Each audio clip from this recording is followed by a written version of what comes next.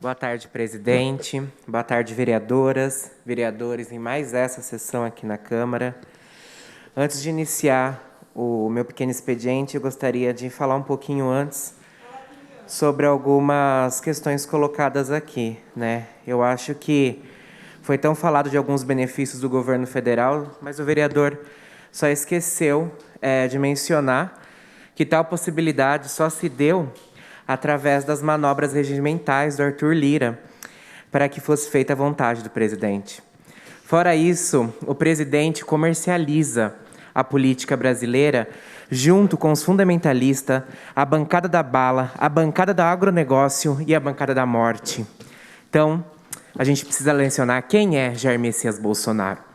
Quando nós falamos de dengue, pandemia, descarte irregular de lixo e escassez de água, nós precisamos entender e compreender que para isso só existe uma solução, uma educação emancipadora com olhar ambiental. E para isso, tanto o Plano Nacional de Educação, o Plano Estadual de Educação e o Plano Municipal de Educação têm que estar voltado para essa temática. Construir, conduzir uma política educacional voltada especificamente com um olhar ambiental. Nós não estamos falando de futuras gerações, nós estamos falando desta geração, do presente, né? E aí, hoje é o dia, né, 22 de março, hoje então é o dia comemorado mundialmente, o Dia da Água, visando alertar a população internacional sobre a importância da prevenção desse recurso para a sobrevivência de todos os ecossistemas do planeta. No município de Araraquara, existem um total de 72 corpos hídricos mapeados, sendo rios, córregos e ribeirões. No entanto, a hidrografia municipal pede socorro, assim como as hidrografias tanto que se estendem pelo estado e por toda a nação brasileira.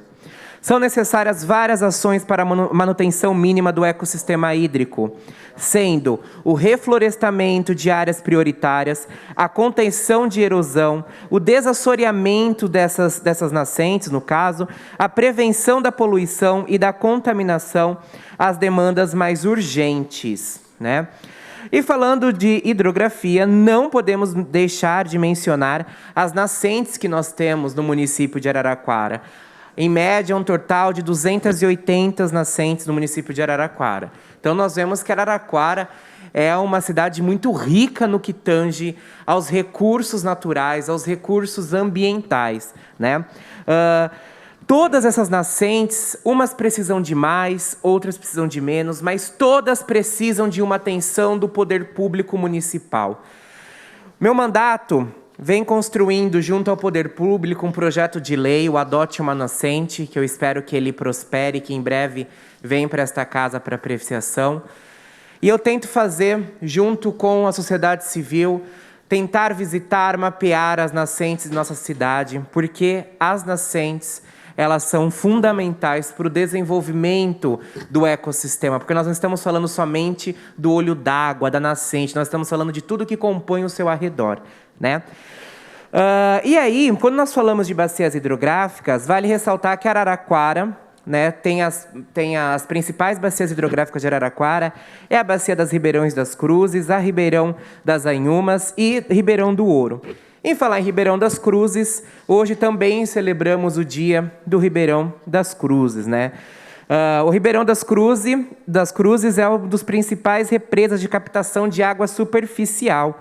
Apesar de toda a pressão sofrida pelo processo de urbanização, ainda contribui de forma decisiva para o abastecimento público da cidade de Araraquara.